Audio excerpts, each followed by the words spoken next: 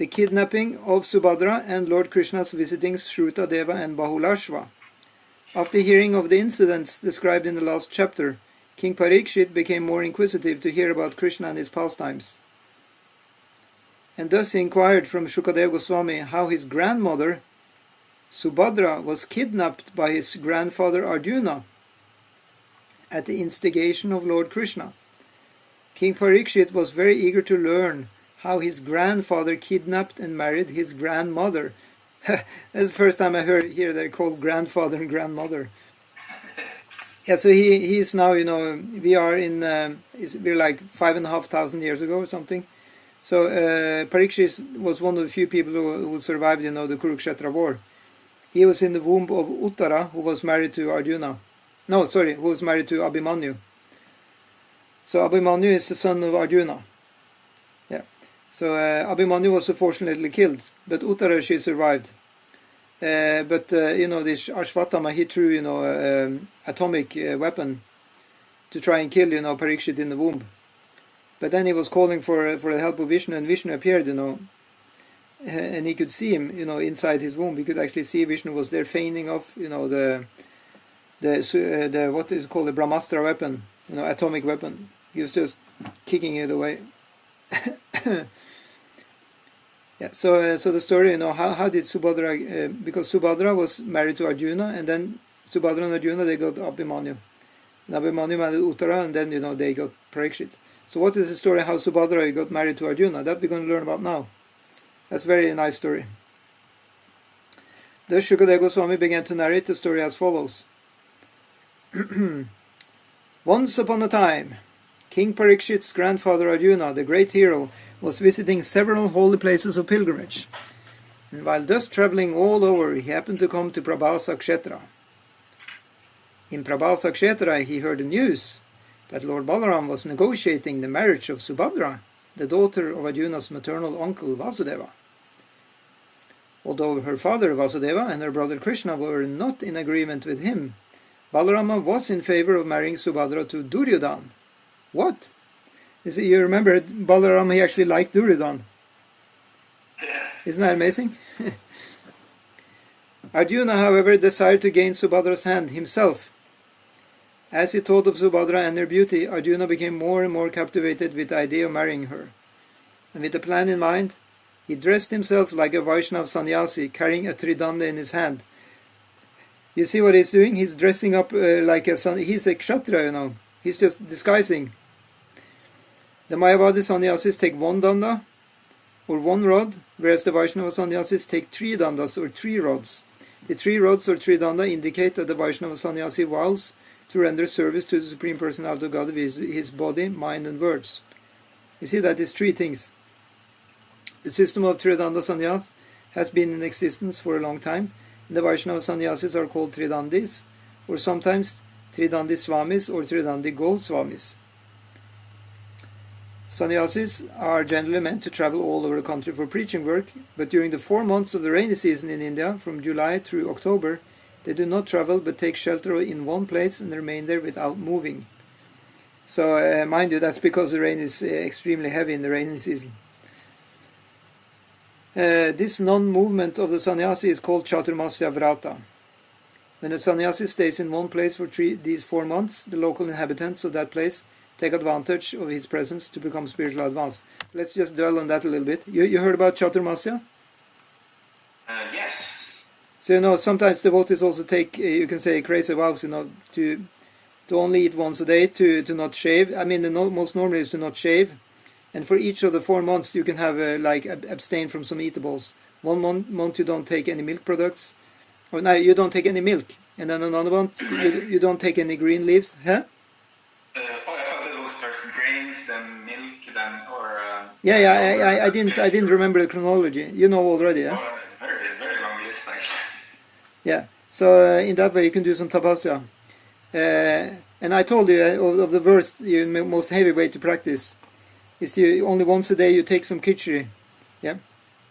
Yeah, and you eat only what you can eat from without using your hands. Yeah, hand on the back, and you have to you put it on the floor, and as much as you can eat, that's going to be and without raising up in one go. What you can take. That for a whole month, right? Or you keep that vrata for like that every day you should do. Yeah. That's too austere. Yes. Okay, so Arjuna, he probably didn't do that heavy austerities, but at least he he was just playing anyway, sannyasi. That's pretty wicked, no? To just dress up, but he did it because he wanted to get her as his wife. So by any means possible, he just wanted that to happen.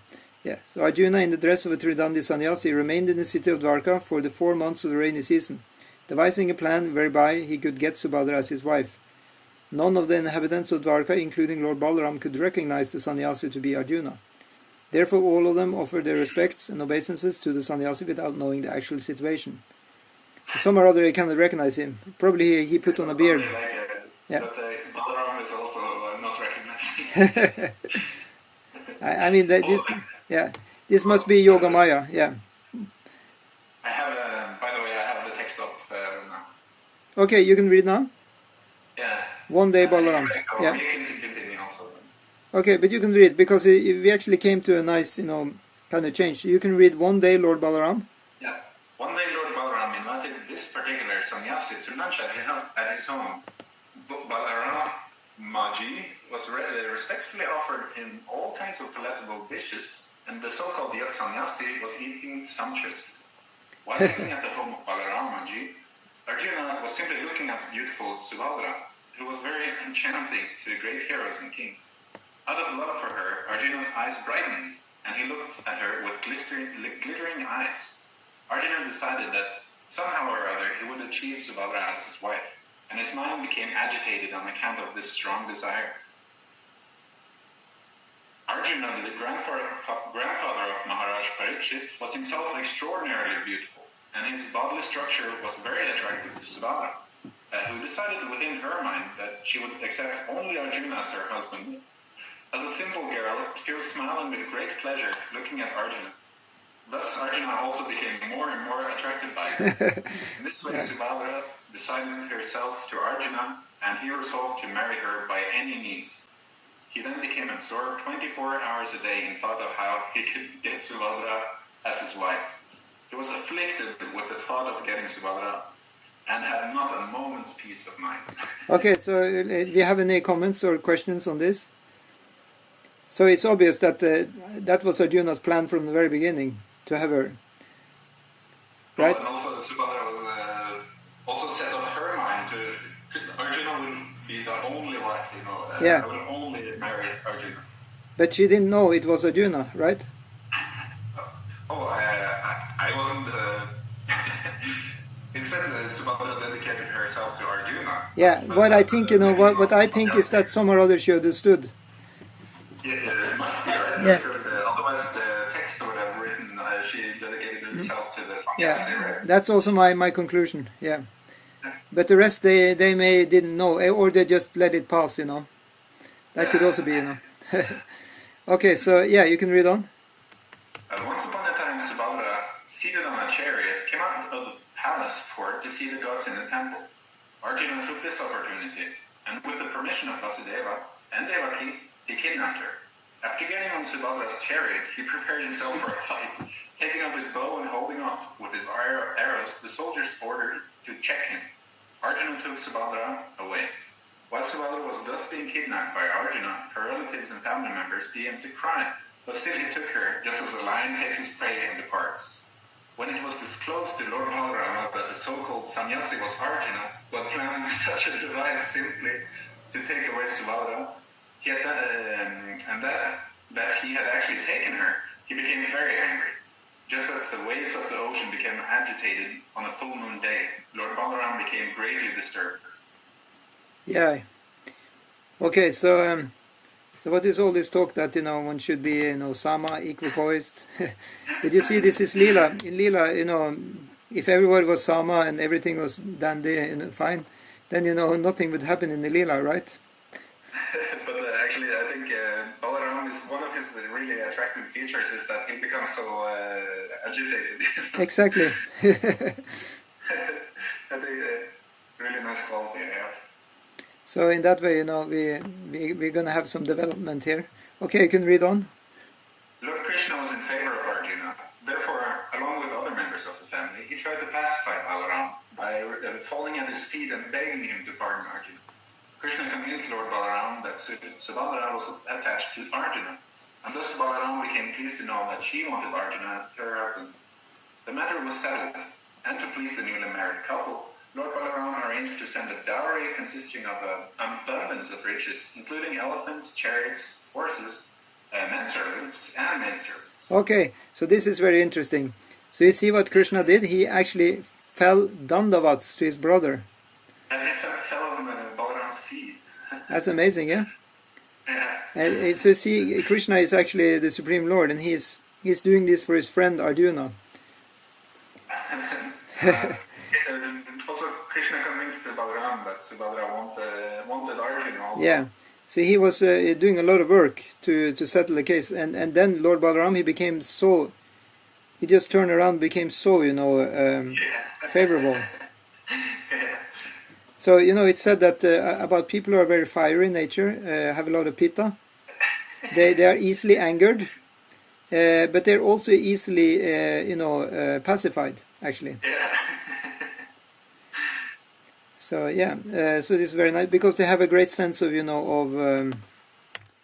that things should be proper.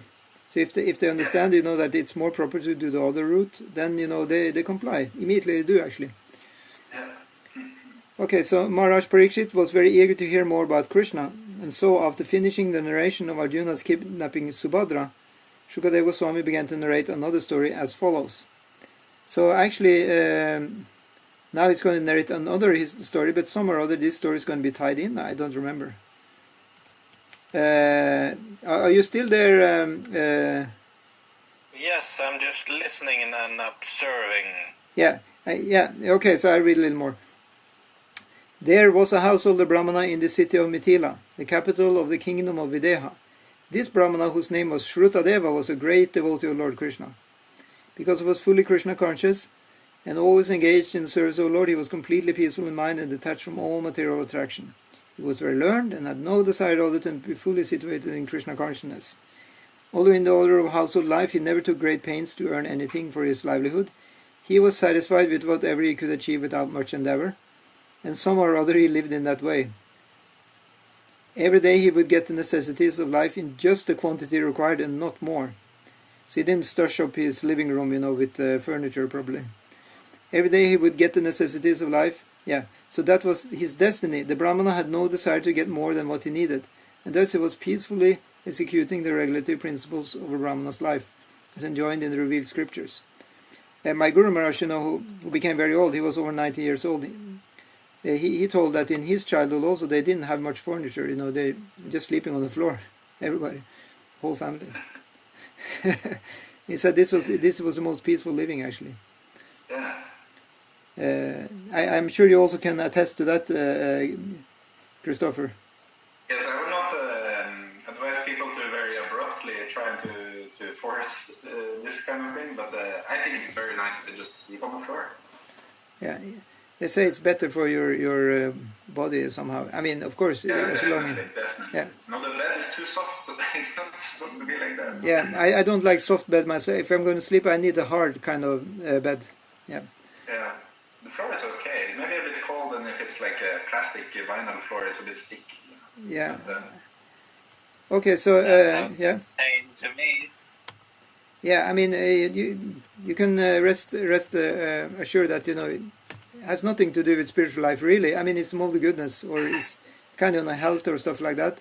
For spiritual life, especially for bhakti, you just do bhakti. That's all.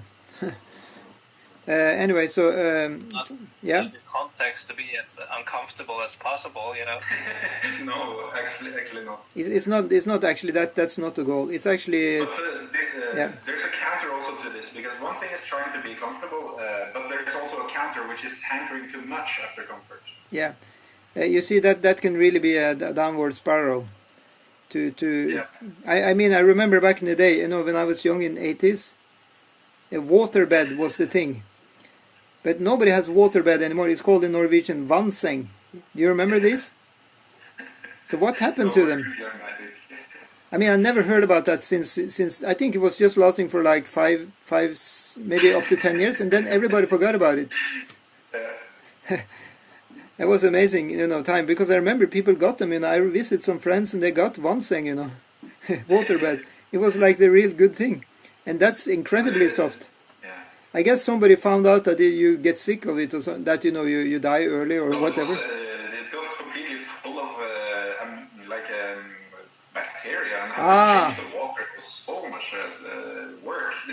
Exactly. They after a few years they found out that that it poisons the living room with bacteria, something like that. Yeah, I mean, problems actually, but because they also get holes in them, you suddenly have 200 liters of water in the sleeping. Yeah, also I consider to have like a small fountain in my apartment or something because it relaxes me. But then I thought the humid air would probably attract a lot of Yes, it probably have mold and stuff and Yes. insects and animals and stuff. yes, it cultures microbial activity. Exactly.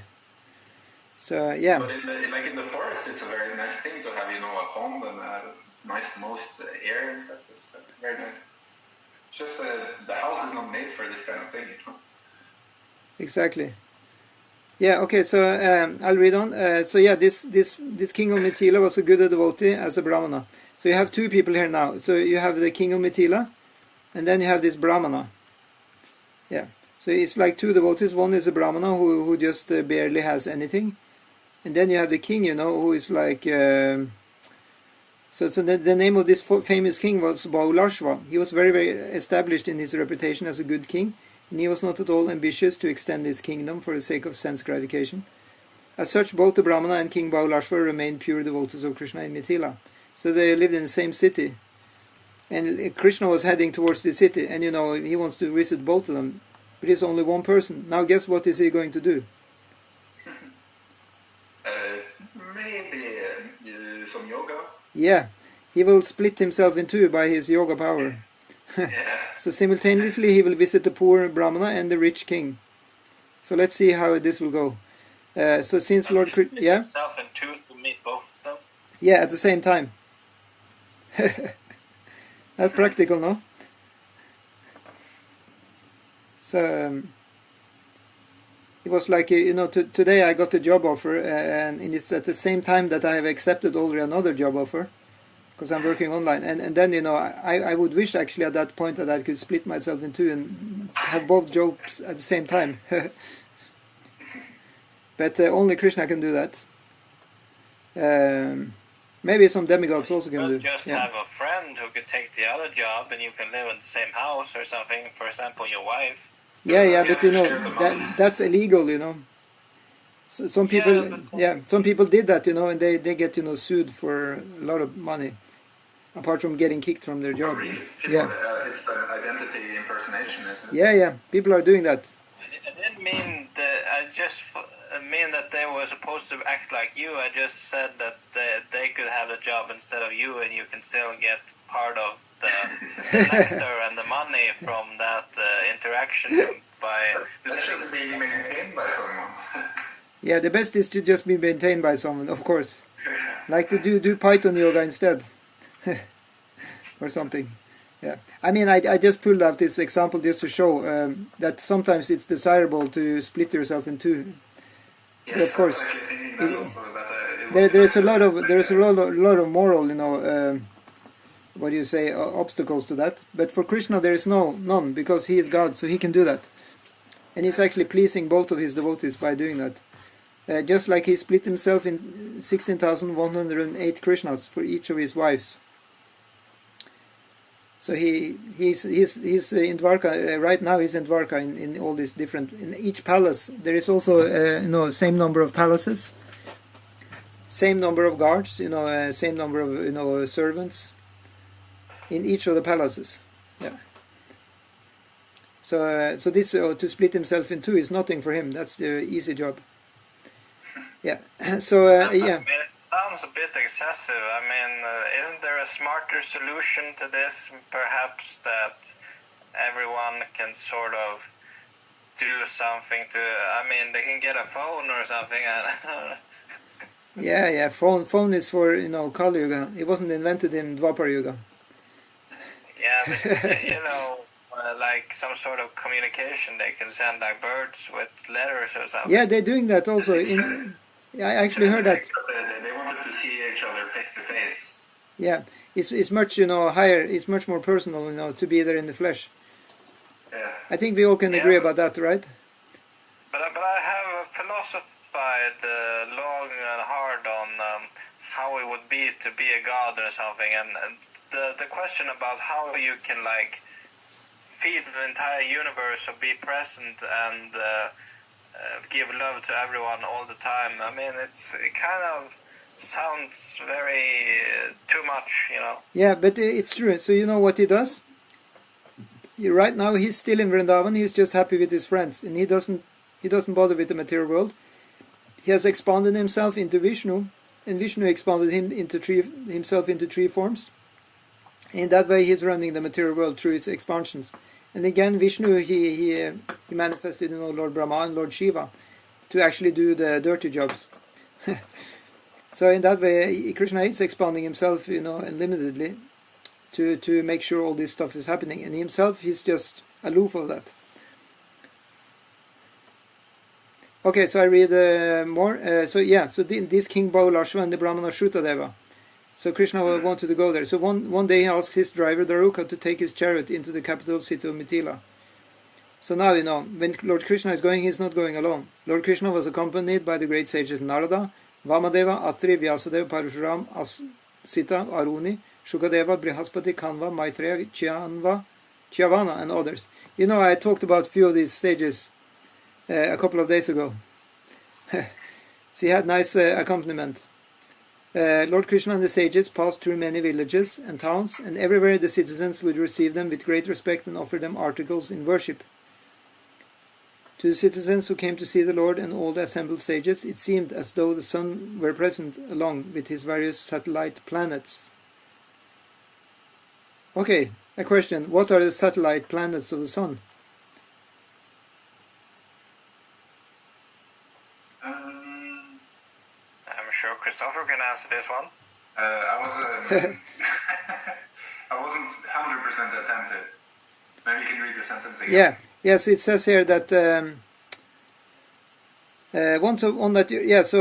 Krishna, he came blah blah blah. Where did I lost it? I'm trying to find it also. The satellite planets. To the citizens who came to see the Lord and all the assembled sages, it seemed as though the sun was present along with his various satellite planets. At least I can understand the picture. Oh. The picture is, the picture is that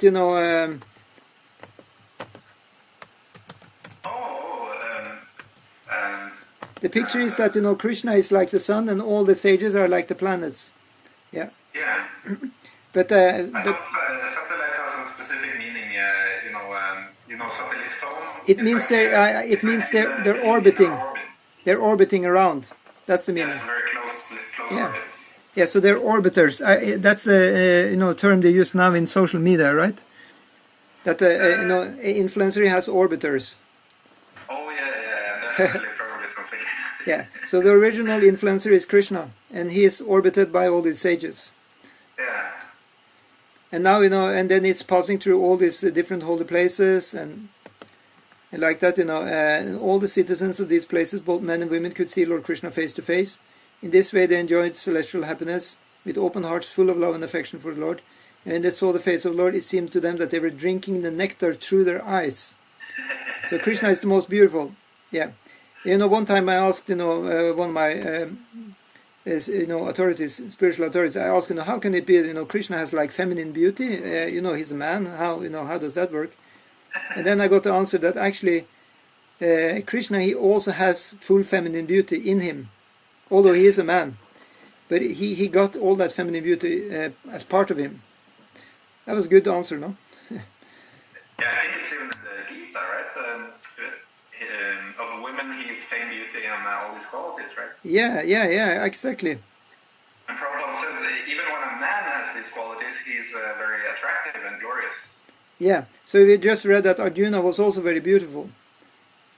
Yeah.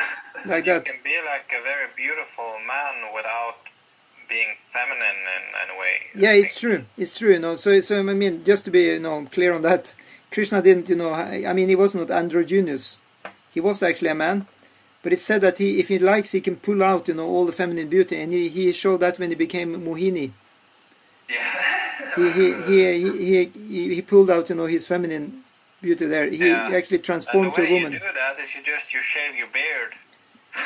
No, but he changed his form completely, just for the sake of fooling the demons. Yeah. Anyway, that's another story. When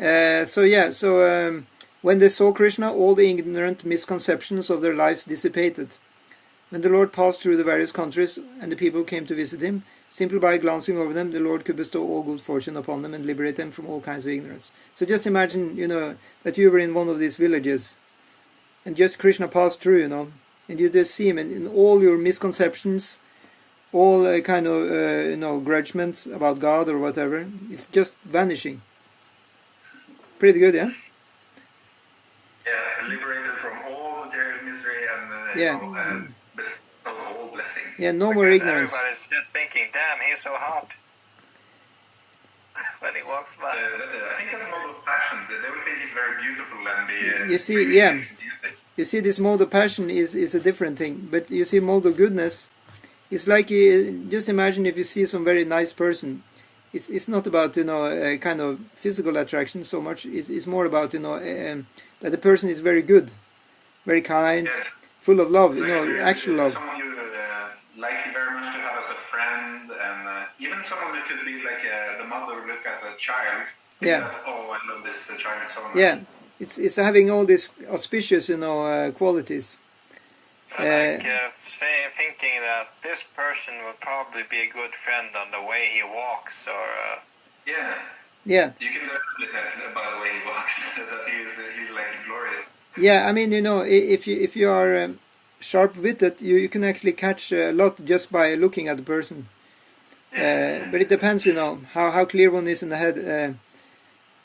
But at that time, you know, they were probably a little bit more clear in the head. They hadn't gotten so much, you know, brain rot from internet yet. So in that way, you know, they could actually see and understand, you know, that here comes a very significant person.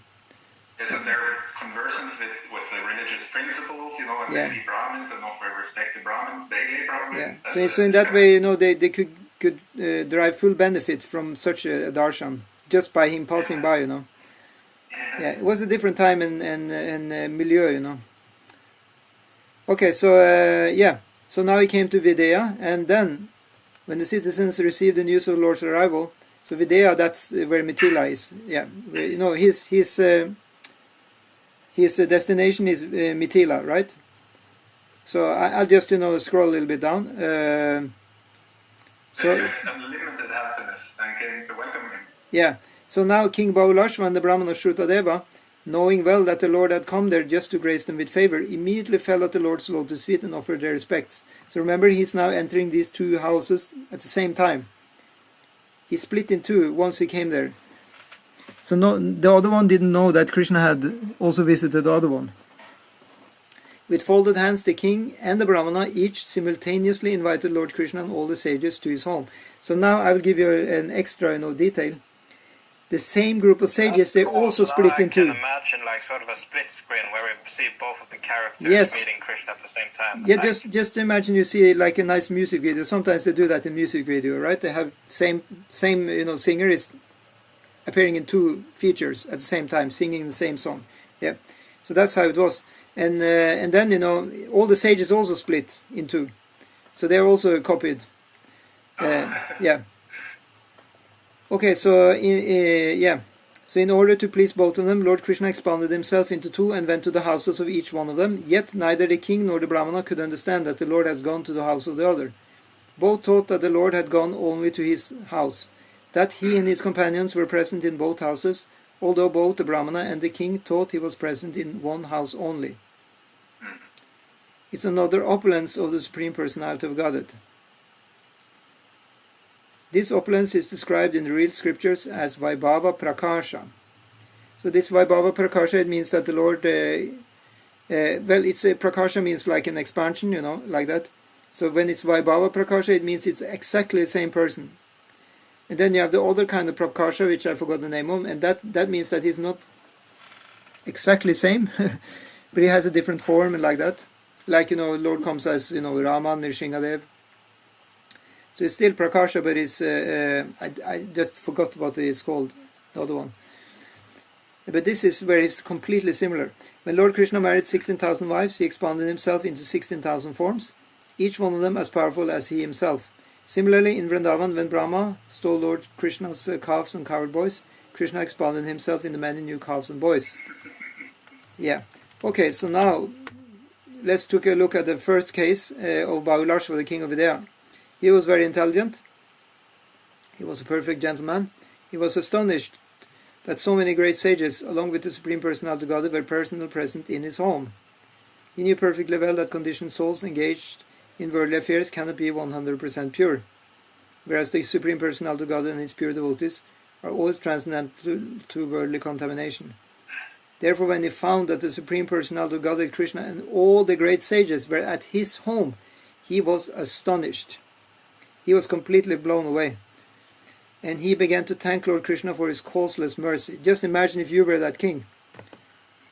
All the life, just worship, praying to Krishna, never saw him, and then suddenly he comes to your doorstep.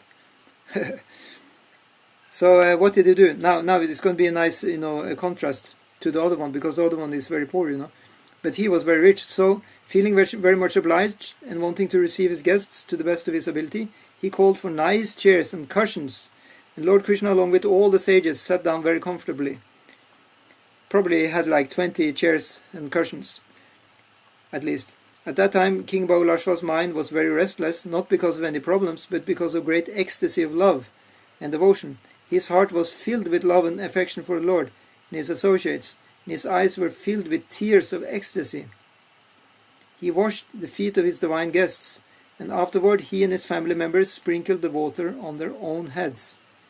After this he offered the guests nice flower garlands, sandalwood pulp, incense, new garments, ornaments, lamps, cows, and bulls. So, after visiting there, Krishna and the sages, they had their hands full, In a manner just befitting his royal position, he worshipped each one of them in this way. When all had been fed sumptuously and were sitting very comfortably, Bahulashva came before Lord Krishna and caught his lotus feet. He placed them on his lap, and while massaging the feet with his hands, began to speak about the glories of the Lord in sweet voice. Can you imagine how kind of intimate it is, the relationship? Krishna, he just is very comfortable and peaceful, and he simply takes his hands on his lap and massaging them while he's glorifying him. That's really amazing. So it's not this kind of, great distance, Like if you would meet the president or something, it would be much more kind of formal, right? But this is not formal, because this is Madhurya. So, my dear Lord, you are the superior soul of all living entities, and as the witness within the heart, you are cognizant of everyone's activities. Thus we are duty-bound to always think of your lotus feet, so that we can remain in a secure position and not deviate from your eternal service. As a result of our continuous remembrance of your lotus feet, you have kindly visited my place personally to favor me with your causeless mercy. We have heard, my dear Lord, that by your various statements you confirm your pure devotees to be more dear to you than Lord Balaram, or your constant servitor, the goddess of fortune.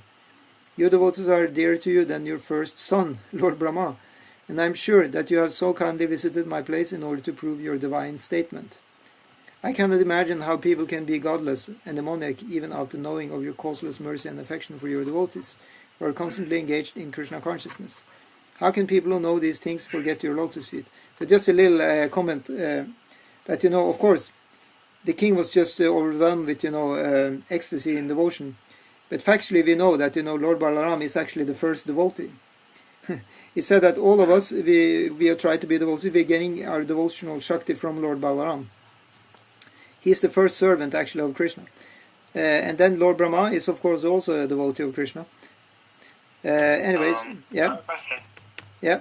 I sort of started thinking about, like, everybody, when they meet Krishna for the first time, they are overwhelmed, and they're like, oh Lord, you are the creator, you are everything, you are the best. Yeah. But then I see in the Middle Eastern cultures and all of the other places in the world, when they meet God, God is usually he speaks very shortly and very to the point, directly. There's not much, and also the people who meet him, they are impressed and they are like, whoa, but they're not like yeah, they're not becoming yeah. Stuff. You see all these cases from, I mean, not to bash all the religions, but they don't see the form of the Lord there, they just hear the voice of the Lord usually. He's not appearing as a person, right? At least in the Bible. At least in the Quran, because they actually say directly, I've talked with people who follow that. People were not very nice to Jesus, just... Yeah, but they simply say that he doesn't have a form. I mean, those who follow the Quran, that's their tattva, that's their philosophy. So that's fine, but when you have Vaishnava Hinduism, then the Lord has a form, and you can have his lotus feet on your lap and massage them. So of course it's going to be more emotional, and it's going to be more spice, kind of masala there, It's going to be more prayers. You're going to have more time at your disposal, You can glorify, his pastimes and this and that. So sometimes Krishna is just staying with his devotees for several days and even weeks. And he allows them to serve him, So it's more sweet. So that's why it's called Madhurya. So for those who like to have that relationship with God, that is, given through Krishna. Those who like to have more distance and more terror, can say more scared, that God is saying, if you don't follow me, you'll burn in hell and stuff like that. Then, God is giving that in a different way. Then you can have, some other setup. Okay, so, but here, it's very kind of, very, very, very nectarian, speech. Yeah, so where did I read? I think, my dear Lord, it's known to us. Yeah. Would you like to read that, Prabhu? Yeah. My dear Lord, it's known to us that you are so kind and liberal that when a person leaves everything just to engage in Krishna consciousness, you sometimes give yourself in exchange for that unalloyed service. You have appeared in the Yadu dynasty to fulfill your mission of reclaiming all conditioned souls rotting in the sinful activities of material existence. And this appearance is already famous all over the world. My dear Lord, you are the ocean of unlimited mercy, love, and affection. Your transcendental form is full of bliss, knowledge, and eternity. You can attract everyone's heart by your beautiful form as Shyamasundara, Kṛṣṇa. Your knowledge is unlimited, and to teach all people how to execute devotional service, you have sent your incarnation, Narayan, who is engaged in severe austerities and penances of Bhadarinarayana. Kindly therefore accept my humble obeisances at your lotus feet. My dear Lord, I beg to request you and your companions, the great sages and brahmanas, to remain at my place for at least a few days so that this family of the famous King Nimi can be sanctified by the dust of your lotus feet. Lord Krishna could not refuse the request of his devotee, and thus he remained there for a few days with the sages to sanctify the city of Mithila and all its citizens. Super. Joy. So now we're going to look at the second, instance of the poor Brahmana and see how he's receiving Krishna and what happens. Yeah. So this, for your information, it's happening at the same time actually. But since we cannot split our mind in two, we have to read this afterwards. The second story. Yeah. So meanwhile, the Brahmana Shrutadeva, simultaneously receiving Lord Krishna and his associates at his home, was transcendently overwhelmed with joy. After offering his guests nice sitting places, the Brahmana began to dance, waving around his wrap. So actually I'm wondering, do you know what a wrap is? W-R-A-P. Yes, it's just a piece of cloth, a very small cloth, isn't it? Okay. So he waved, that wrap around in the air, I would think that maybe because he was a Brahmin, he was like wearing tatters, right? What's that? Tackers? Tatters is like worn clothing that is very rough and just some piece of cloth, Probably, yeah. So Shrutadeva, yeah. The garment is just a wrap. Yeah, okay, I get it. So that's a wrap, yeah. So he's not wearing, a dhoti like that, no.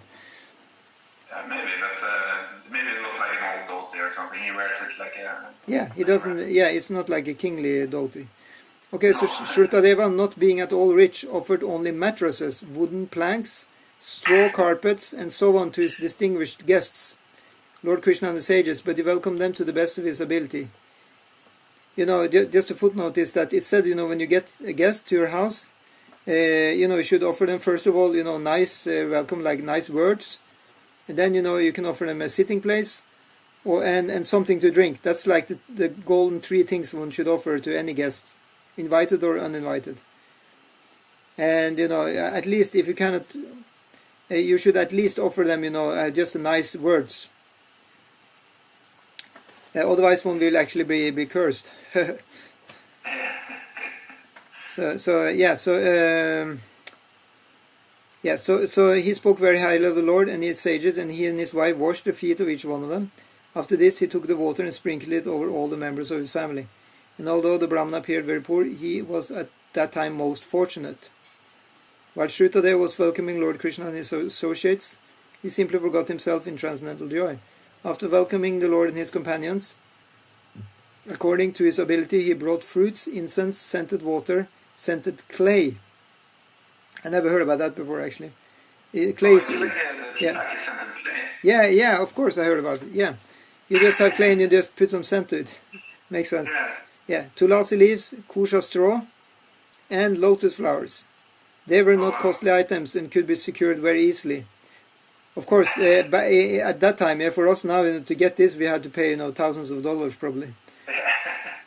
Imported from India very cheap. Yeah, but we had to wait. But they sent in stuff. And yeah, of course we could get it.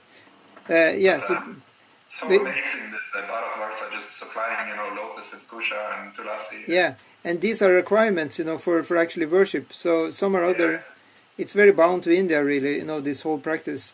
Yeah. But it's said that you can have substitutes, actually. It's said that you can have substitutes for each of these missing items. That's given also. It's given like a list of substitutes, and if you some or other miss all of that, you can some or other just say the mantra while meditating on the real item. Yeah. Okay, so they were not costly items. Yeah. So, but because they were offered with devotional love, Lord Krishna and his associates accepted them gladly.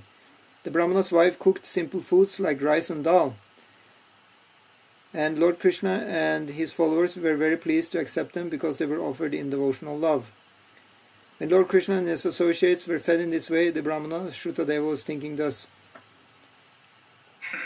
I have fallen into the deep, dark well of householder life, and I am the most unfortunate person. How has it become possible that Lord Krishna, who is the Supreme Personality of Godhead, and his associates, the great sages, whose very presence makes the place as sanctified as a pilgrimage site, have agreed to come to my place? While the Brahmana was thinking in this way, the guests finished their lunch and sat back very comfortably. At that time, the Brahmana, Shrutadeva, and his wife, children, and other relatives appeared there to render service to the distinguished guests. While touching the lotus feet of Lord Krishna, the Brahmana began to speak. My dear Lord, he said, you are the Supreme Person, Purushottama, transcendently situated beyond the manifested and unmanifested material creation. The activities of this material world and of the conditioned souls have nothing to do with your position. We can appreciate that not only today have you given me your audience, but you are associating with all the living entities as Paramatma since the beginning of creation. This statement by the Brahmana is very instructive. It is a fact that the Supreme Lord, the Personality of Godhead, in his Paramatma feature, enters the creation of this material world as Mahavishnu, Garbhodakashaya Vishnu, and Kshirodakashaya Vishnu, and in a very friendly attitude, the Lord sits along with a conditioned soul in the body.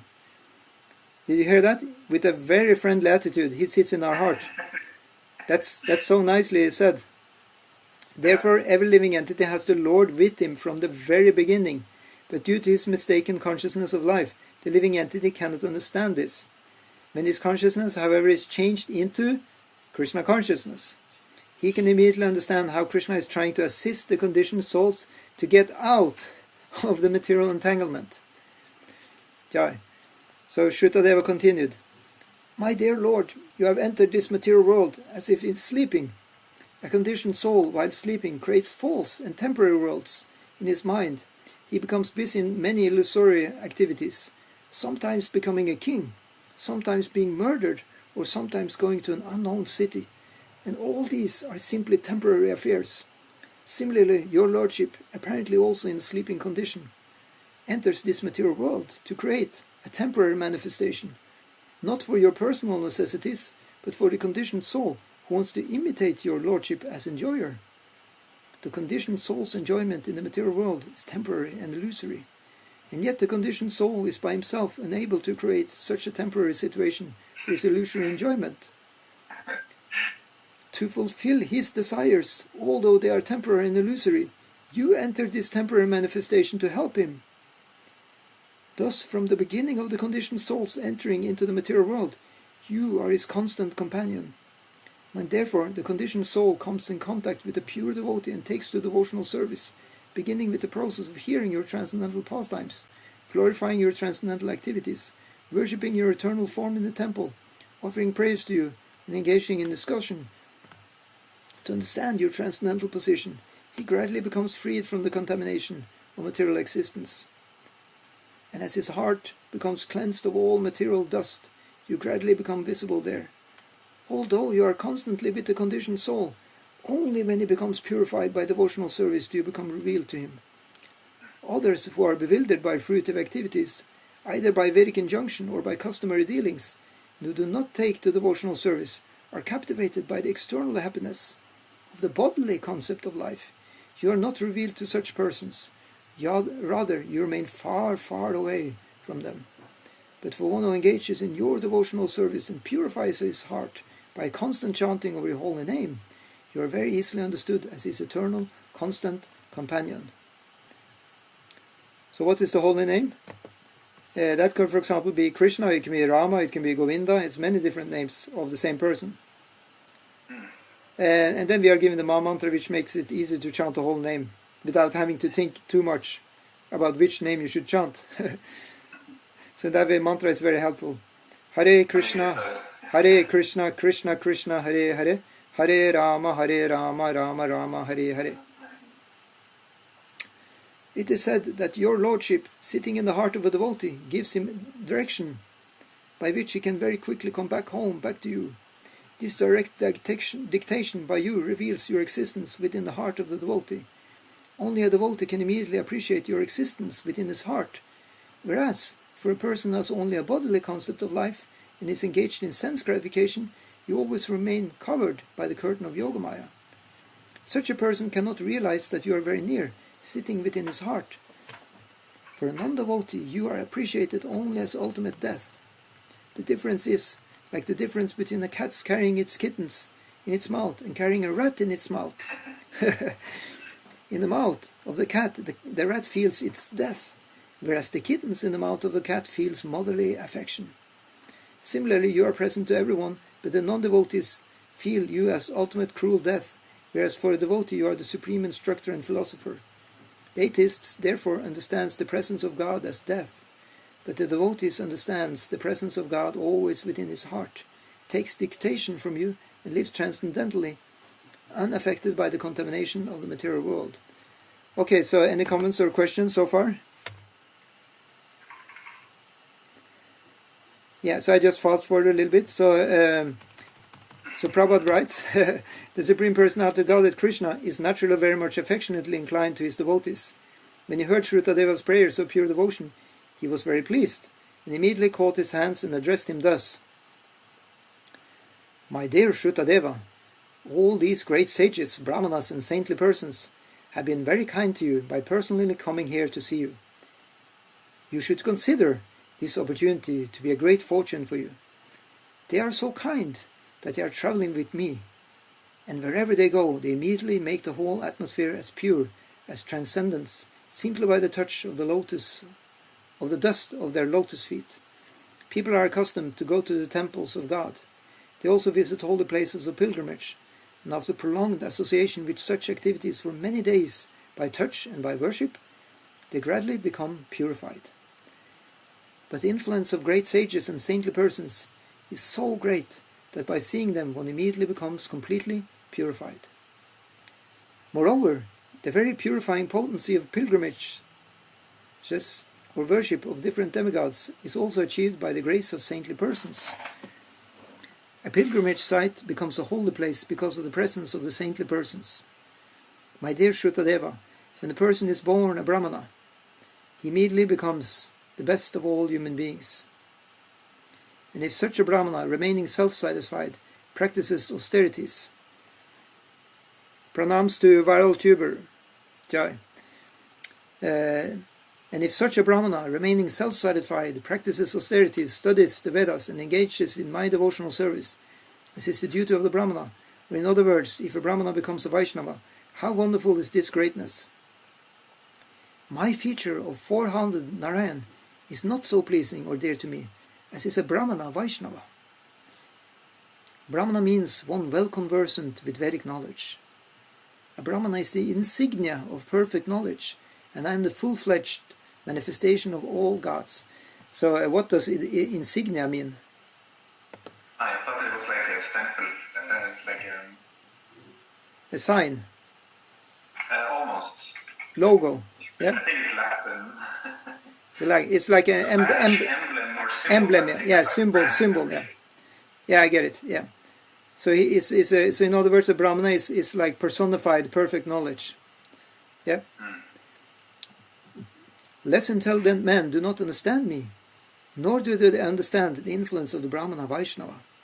They are influenced by the three modes of material nature, and thus dare to criticize me and my pure devotees. A Brahmana Vaishnava, or the devotee, already on the Brahminical platform, can realize me within his heart, and therefore he definitely concludes that the whole cosmic manifestation and its different features are effects of different energies of the Lord. Thus he has a clear conception of the whole material nature and the total material energy, and in every action such a devotee sees me only and nothing else. My dear Shrutadeva, you may therefore accept all these great saintly persons, Brahmanas and sages, as my bona fide representatives. By worshipping them faithfully, you will be worshipping me more diligently. I consider worship of my devotees to be better than direct worship of me. If someone attempts to worship me directly without worshipping my devotees, I do not accept such worship, even though it may be presented with great opulence. In this way, both the Brahmana Shrutadeva and the king of Mithila, under the direction of the Lord, worship both Krishna and his followers, the great sages and saintly Brahmanas, on an equal level of spiritual importance. Both Brahmana and king ultimately achieved the supreme goal of being transferred to the spiritual world. So both this very rich king who was giving so much paraphernalia, worshipping with gold and feeding them with opulent foodstuffs, and then the poor Brahmana Shrutadeva who just gave them, you can say, khichdi or just rice and dal, and some simple, some simple wood to sit on, or like that. Both of them got exactly the same, reward by the Lord. And what was the reward? They are going to be transferred to the spiritual world after this life. So Krishna says that in the Gita. He says those who are, worshipping him like that. What does it say again? They're not coming back to the Puna Janmana Vidyate. Yeah, no more janmas, no more births. So the devotee does not know anyone except Lord Krishna, and Krishna is most affectionate to his devotee. Lord Krishna remained in Mithila, both at the house of the Brahmana Shrutadeva and at the palace of King Bahulashva. After favoring them lawlessly by his transcendental instructions, he went back to his capital city Dwarka. The instructions we receive from this incident is that King Bahulashva and Shrutadeva the Brahmana were accepted by Lord on the same level because they were both were pure devotees. Yeah, you wanted to say something? No, it was lavish, not lawish. Ah, thank you. Yeah, I told you that you should correct my English. I'm very happy for that because I always like to learn. So so thank you. And after where it's phonetically perfect. Yeah. So you said it was lavishly. Lavish, yes. Yeah. So after favoring them lavishly by his transcendental instructions, he went back to his capital city, Dwarka. The instructions we receive from this incident is that King Bahulashva and Shrutadeva, the Brahmana, were accepted by the Lord on the same level, because both were pure devotees. This is the real qualification for being recognized by the Supreme Personality of Godhead. Because it has become the fashion of this age to be falsely proud of having taken birth in the family of a Kshatriya or a Brahmana, we see persons without any qualification other than birth claiming to be a Brahmana or Kshatriya or Vaishya. But as stated in the scriptures, Kala Shudra Shambhavaha, in this age of Kali everyone is born a Shudra. So that means the worker class. This is because there is no performance of the purificatory processes known as samskaras, which begin from the time of the mother's pregnancy and continues up to the point of the individual's death. No one can be classified as a member of a particular caste, especially of a high caste, Brahmana, Kshatriya or Vaishya, simply by birthright, if one is not purified by the process of the seed-giving ceremony or Garbhadana samskara. Is immediately classified amongst the Shudras because only the Shudras do not undergo this purificatory process. Sex life without the purificatory process of Krishna consciousness is merely the seed-giving process of the Shudras or the animals. So in that way you have these samskaras, and a few of them you can do before having the birth of the child, and that's supposed to purify the childbirth and make an auspicious birth taking place means that the child will also be having good qualities granted by the gods. Yeah, so let's see. So that's why it said one is planning the conception according to astrology. So it's happening under the shelter of good stars, good planets, good cosmic influence. There are probably so many things you can do to try and please the gods to give you a good entity. Yeah, and if you conceive children at the wrong time, then there are kind of evil spirits. They will mess up the childbirth. If you are really unlucky, of course. So that's the kind of scriptural way to do that. But if you are a devotee, always chanting Hare Krishna, then no matter when you are but even Prabhupada said still devotees should try and chant like hollow rounds before getting a child. So I think that even a devotee parent would accept a demon child. Of course, there is actually no such thing as because we have all these stories of so-called people born in demonic families and they were devotees. So if that's true, then the other thing can also be true. From a devotee family can be born a demon who is a devotee, right? And the devotees may be demons because in Kali Yuga everything is topsy-turvy. Yeah. So in that way we're not getting into all that stuff. This is just we're reading this, so we just understand how it works, like from the onset. But in Kali Yuga it's especially said that everything is upside down. Actually, it said old people, they walk around like they're young people, and young people walk around like they're old people. Stuff like that. Yeah. And it said that Shudras are acting like they're Brahmanas, and guess what? Brahmanas are acting like they're Shudras. So yeah, so then sex life without the purificatory process of Krishna consciousness is merely the seed-giving process of the Shudras or the animals. Krishna consciousness is therefore the best process of purification.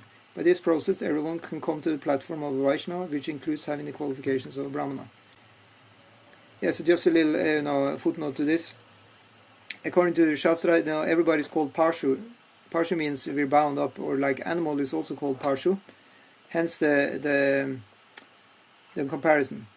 So it said that people who are not doing spiritual life, they're bound up by the modes of nature, and in that way they're also called Parshu, which means animals. It sounds kind of crude, and it is crude because it said similarly that if one lives one's life like that without spiritual life, guess what will be the next life? Animal birth. Yeah. So this is just what the scripture says. So in another case, if one practices any kind of religion, spiritual life, and evolves oneself with that, then at least one becomes a human being in the next life. And if one practices very good, one becomes a devata, a demigod, and goes to heavenly planets.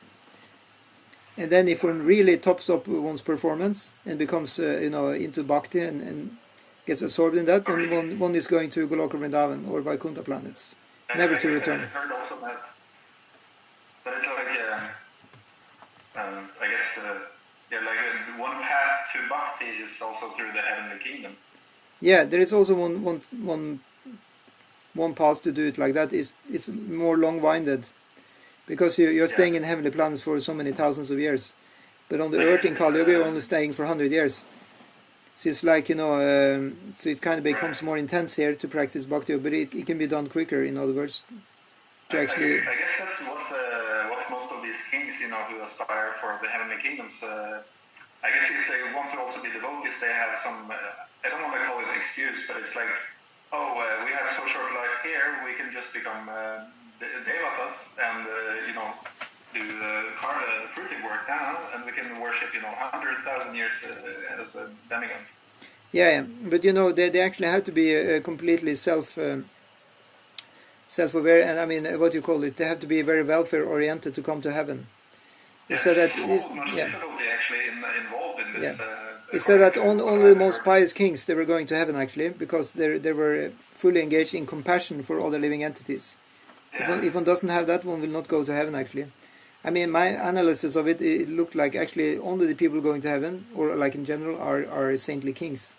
I thought it was actually pretty easy how you calculate it. It's like how you're benefiting people. And it's like, okay, if you fed, say, 100 brahmanas, you get the highest credit, according to the quality of the brahmana and the quality of the food and how you clean the food. And it's actually a material thing. Yeah, that's the you can say ridiculous part of it. It's completely material, and thus you have a whole section of people called the Karmakanda people, or they call this smarta Brahmins. They're just calculating, and they do every day, great homas, sacrifices, and they try and do everything according to the book, for later on cashing in that they can go to heavenly planets, because that's promised in the books. If you follow everything to the point, then you go there.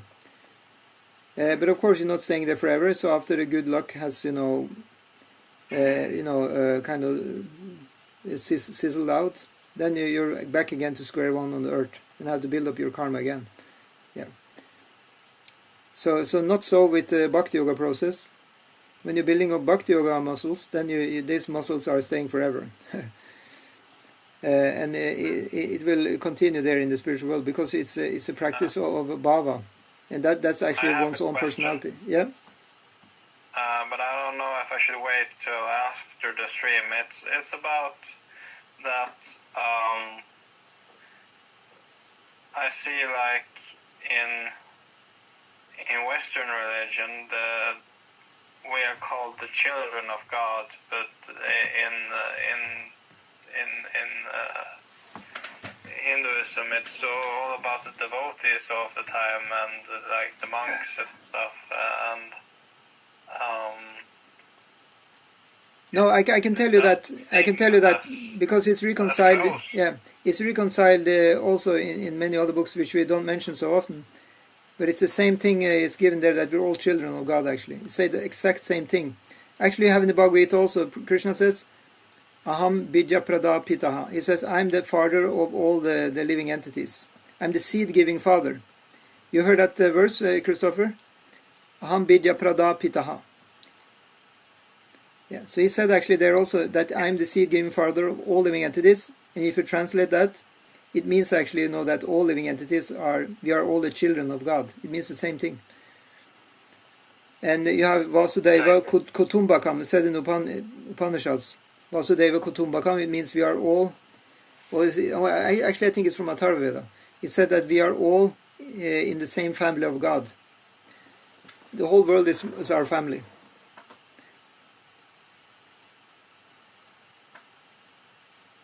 Yep. Okay, so I'll just read the rest. It's not very much. Krishna consciousness is therefore the best process of purification. By this process, everyone can come to the platform of a Vaishnava, which includes having all the qualifications of a Brahmana. So did you see that? You can actually have Brahmana included if you are becoming a devotee actually. The Vaishnavas are trained to become free from the 4 kinds of sinful activities: illicit sex, indulgence in intoxicants, gambling, and eating animal foods. So, mind you, animal foods means food directly from the body of the animal, not the animal food products. So milk is okay. It's not only okay; it's required actually, because Krishna is known as Govinda. He's milking cows himself, and he likes devotees to offer him milk. So animal foods here mean only actually flesh. Yeah. One cannot be on the Brahminical platform without having these preliminary qualifications, and without becoming a qualified Brahmana, one cannot become a pure devotee. Thus end the Bhaktivedanta purport of the 86th chapter of Krishna, the kidnapping of Subhadrā, and Lord Krishna's visiting Shrutadeva and Bahulashva. So we're finished for today. Any final comments or questions? Are you ready for a great discussion now, offline? Daniel Prabhu? I was hoping I could just ask a few last questions after we were off stream. Yeah, we can do that. We'll do that. So we'll. I could just ask them now, but Yeah, you think it will be too heavy for our audience to hear, or?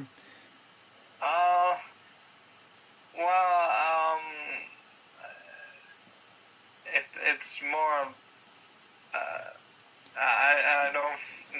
I don't think that they should hear it. Oh, very good, very good. So we will end the stream now, and see you again tomorrow, same place, same time. Hare Krishna.